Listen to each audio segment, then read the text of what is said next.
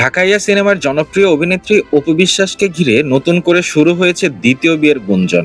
সামাজিক যোগাযোগ মাধ্যমে ছড়িয়ে পড়েছে সিঙ্গাপুরে নাকি গোপনে বিয়ে করেছেন তিনি। তবে এই বিষয়ে এখনো পর্যন্ত কোনো আনুষ্ঠানিক বক্তব্য দেননি এই অভিনেত্রী। গুঞ্জনের মধ্যেই একটি সাক্ষাৎকারের বিষয়টি নিয়ে কথা বলেছেন ফ্যাশন কোরিওগ্রাফার গৌতম শাহ। তিনি জানান, অপু বিশ্বাসের বিয়ের খবর তিনিও সামাজিক যোগাযোগ মাধ্যম থেকেই জেনেছেন। তবে এর সত্যতা সম্পর্কে তার কাছে কোনো নিশ্চিত তথ্য নেই।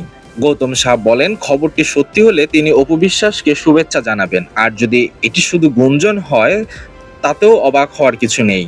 তার মতে, অপু বিশ্বাস নিজের যোগ্যতা, আত্মবিশ্বাস এবং দৃঢ়তা দিয়ে জীবনকে সুন্দরভাবে এগিয়ে নেওয়ার সক্ষমতা রাখেন।